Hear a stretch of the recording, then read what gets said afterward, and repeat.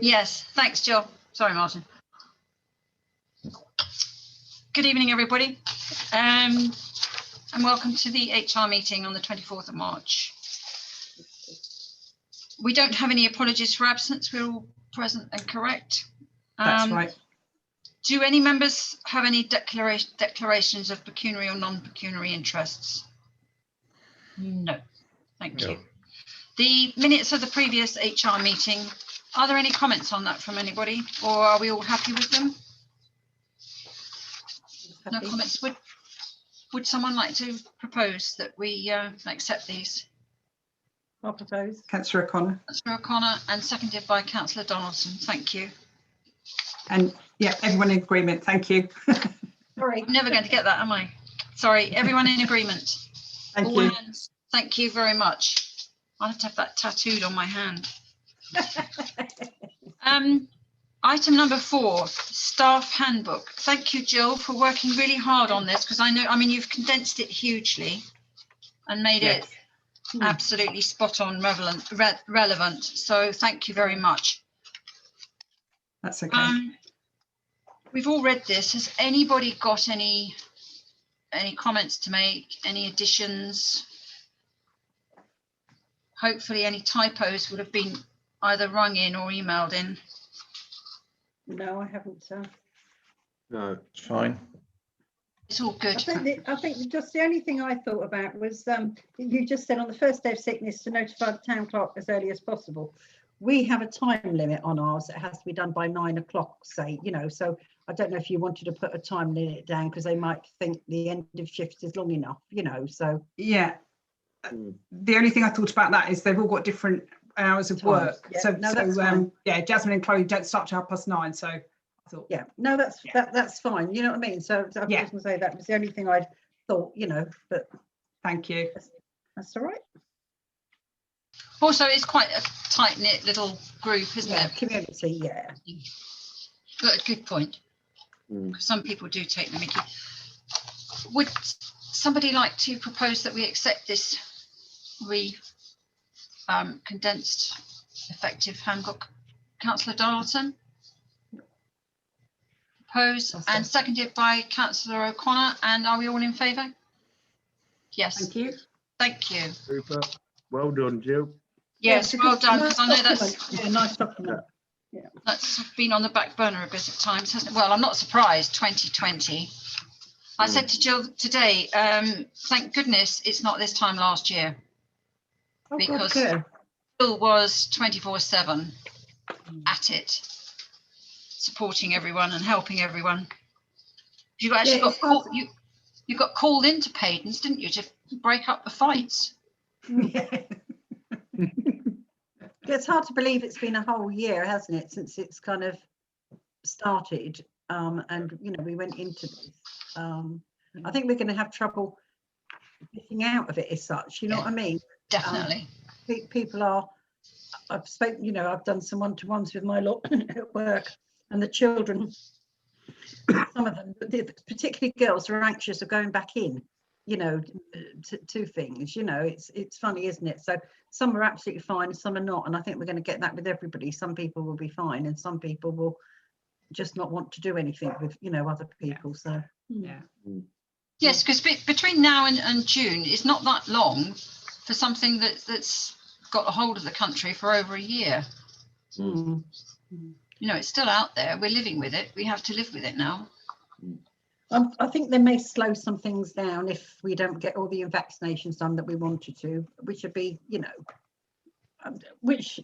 as long as people get, I think most people just want to see their immediate family comfortably, don't they?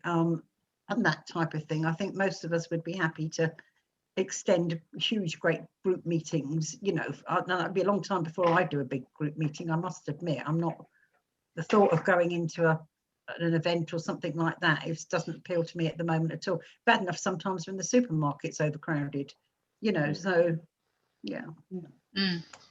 No, you're right, Councillor O'Connor.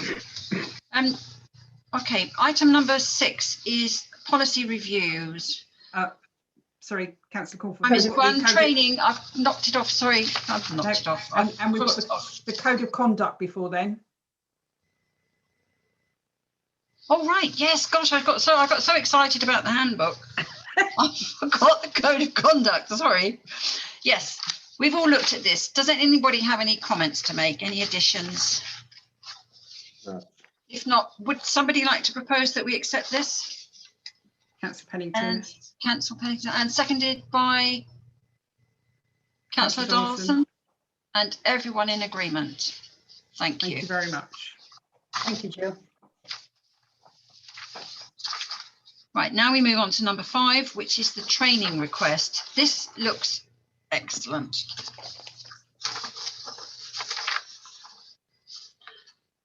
And also there's discount for taking on another officer or a councillor, if anybody's interested.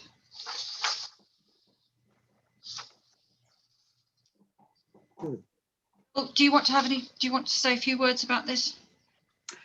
Only that it's another really good opportunity from SLCC. I think these virtual seminars and training opportunities, I hope they're going to continue because they're making such a huge difference. You know, the cost of these, you know, this is 2 days of intensive training, as they describe it, you know, for £75 plus VAT is just incredible. And yeah, you get such a lot out of it, and obviously as well you have contact with your peers, which is really interesting, and best practice can be shared, and yeah, so it's a great opportunity. So I just thought I'd bring that to you this evening to say I'd like to attend. Lovely. What about Chloe? Is she interested in attending? So sorry. Sure. So Chloe's I'm going to report later on, but she's doing her ILCA at the moment, and she's undertaking some planning training tomorrow evening. So yes, but that's something obviously that we can look at in the future. Councillor Pennington and then Councillor Dawson. Thank you. Yes, I fully support the request, but I want to say in particular that I have spoken in CALC meetings on the need to maintain distance learning. I do think for those of us who are on the periphery, as you might say, of Kent, have a strong interest in maintaining this trend. It has huge advantages, advantages in time, advantages in avoiding driving long distances to take part in something, advantages in cost.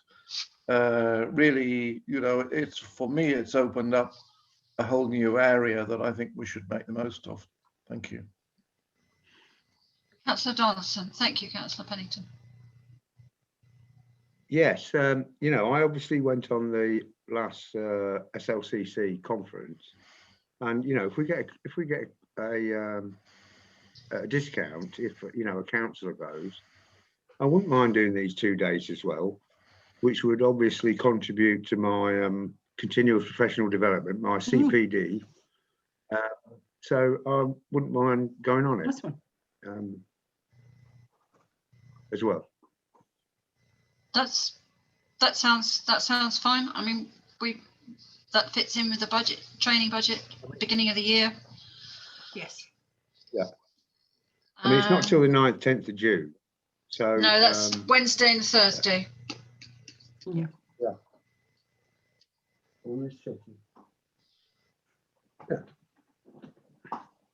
And they're always the packs after. The SLCC, yeah, and the SLCC was very good, very intensive, very interesting, fascinating, quite an experience.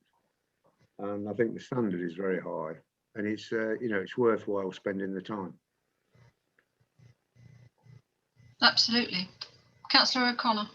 Yeah, I think it's a really good thing for our clerk to be able to attend, and any of the staff that want to attend on it, and any councillors who've got the interest to do it.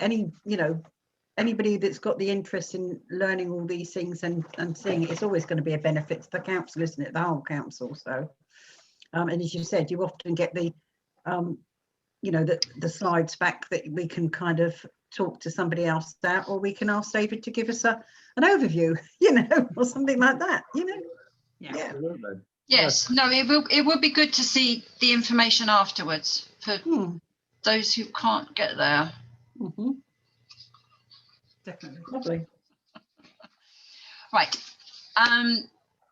We need to make a proposal then that we agree that the clerk and Pauline, Councillor O'Connor, sorry, would you like to make a proposal?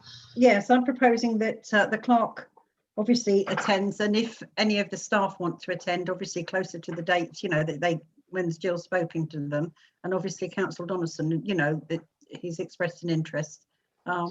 It seems like a good one to go to. Definitely. And seconder for that? Councillor Pennington, and we're all in favour of training. That's lovely. Thank you very much.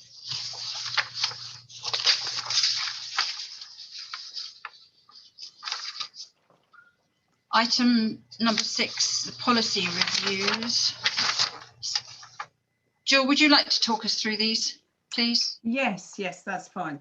So, I mean, it's called policy review, but as you'll probably realise, these are actually new policies for the town council.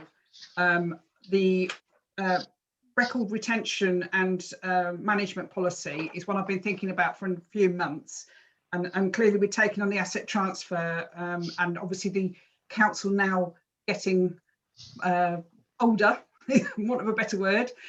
We do have to think about how long we're going to, you know, keep our records for, and when it comes to disposal, you know, what's the time frame we need to retain records, and you know, when we dispose of them, and all that sort of thing. So I thought I'd draft that just to bring that to the HR committee first, and then it will go, if you members agree, it will go to full council for their agreement. I didn't want to read that all to you because you probably already read it, but it's got a retention schedule, which is probably the most important part at the back there, just to really affirm how long we do keep that information, and that's most important for all sorts of reasons, which I've listed as well, so you can see the legalities behind why we're doing what we're doing. Do you want me to wait and you comment on that policy, or did you want me to talk about all 4 of them? Councillor O'Connor, is that your hand up, or is it just? No, Yeah, no, okay. sorry, I was just trying to think. Where are we storing this? Sorry, are we doing it in our safe? Yes, we're doing it in our safe, and actually it won't be probably 2 or 3 years time before we exceed the space that we've got, but I do know that Kent County Council do offer archiving space, obviously at a cost, but we're nowhere near that situation because we're very young and we haven't, you know, accumulated as much information as obviously councils that are 15 years old have got a whole different issues. No, that's fine. Jill, the safe room that we have, would it be possible to turn that into a safe again? The door has been, the mechanism has been disabled, so you couldn't actually the mechanism couldn't be put into operation again. It's not possible. I mean, obviously the property is being sold at the moment, and there was talk that the door could be removed, but I said that isn't something that I would personally think, and the cost I think would be astronomical. That's a huge door and weighs, you know, and to get it out, I don't know quite how you'd manage that. Councillor O'Connor. No, I mean, you know, the room itself, obviously, the whole office is locked when nobody's there and everything else like that. So you've got that, but that's a fireproof room as well. So by keeping stuff there and having the door, you know, it's not just for, you know, for locking. It does mean that the records are kept in a fireproof container, aren't they? You know, so so I think, you know, that would be foolish to take the door off of there, wouldn't it? You know, so Yes, I was just thinking if the lock could be replaced, then that would be all out, you know, for however long, that would be safe space for the town council, rather than having to buy extra or purchase, you know, acquire extra safe space. Yeah. But you say we've got enough at the moment. That's good. Does anybody, Councillor O'Connor? Well, is it possible? I mean, I'm trying to remember. Does the door shut completely in that one? No. So it shuts too, because the it's, well, the old locking mechanisms in it. There's so many big bolts all down the side. It was one of those that was time. I don't know what the official Yeah, it was one of those big safes that was a bank vault, clearly, and it had mechanisms for timing, and you know, it couldn't be opened in certain times, and so the whole mechanism is huge. You know, all the intricacies of it. Yeah, no, And I it's mean, been- does the door actually shut? No, it doesn't. It's a no. little gap. There's a gap. Yeah. Yes, because the mechanisms have been disabled, so that all those bolts are actually out, so you can't shut it. And that, I mean, that's a safety thing as well, because some, you know, if you got shut in there, goodness, You'll die. Get out. Yeah. Okay.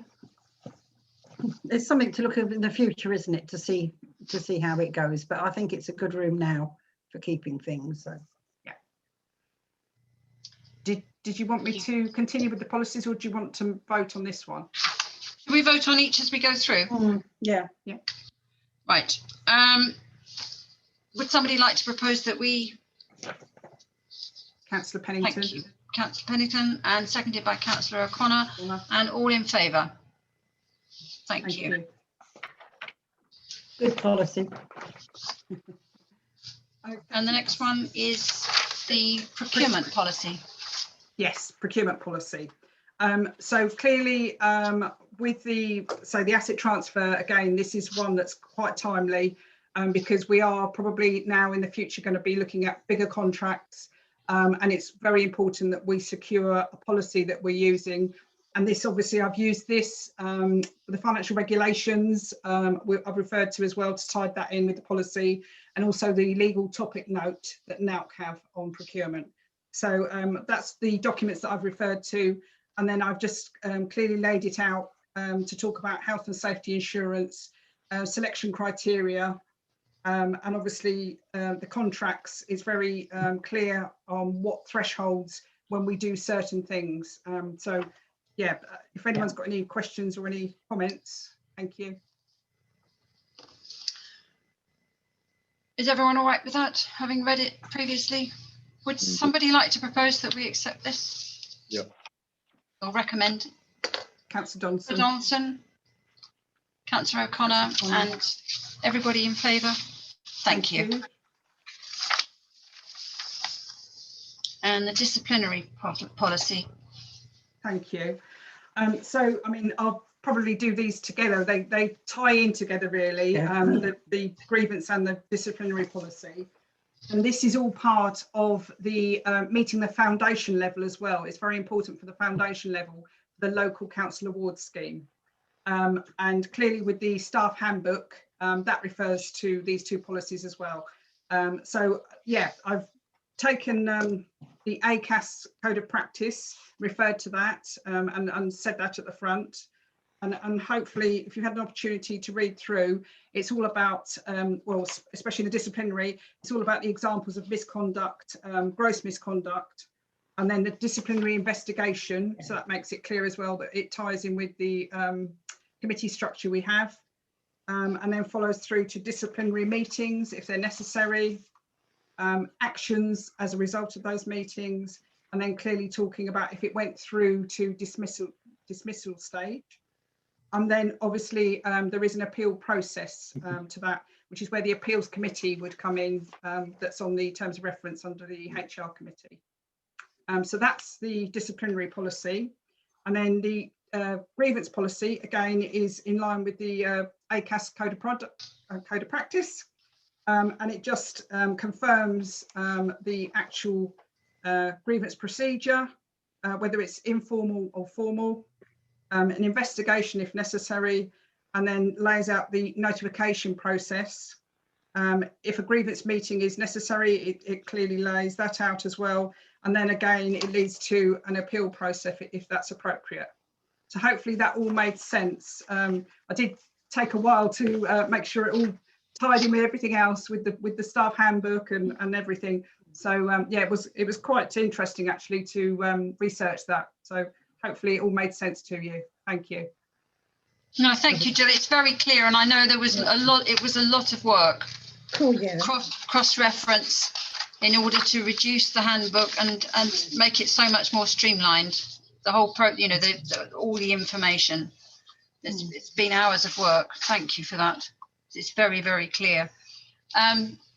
Would somebody like to propose? Yeah, I'm happy to. Councillor propose them. O'Connor, seconded by Councillor Donaldson, and all of us agreed. Thank you. Thank you.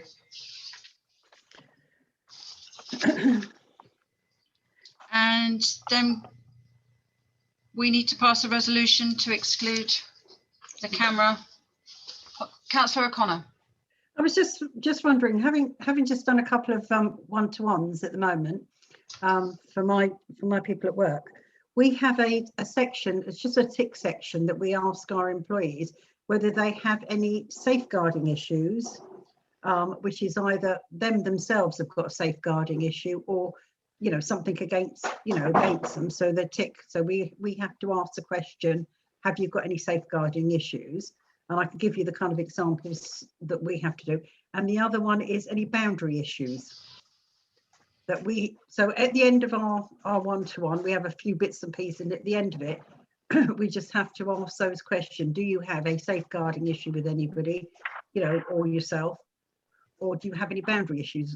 So and obviously, following on with like grievances and stuff like that, it could be that somebody is standing too close. I mean, nowadays, somebody just not wearing a mask when you've asked them to could be, a boundary or a safeguarding issue as far as somebody else is concerned, So, and obviously with your grievance, thing, it might be something that they want to, if you've asked a question and they haven't got one and they bring it up as a kind of a grievance, then you can say, well, in your one-to-one, you kind of were asked those questions, So Yeah, it's just thank you. Just a thought. Thank you. Yes. I mean, does anybody else feel that's appropriate for local government? Councillor Pennington. Well, I think one of the issues is timing. I'm not quite sure how often you have these one-to-one talks, but I mean, if you say, sorry, I'm not quite sure if I understood the point.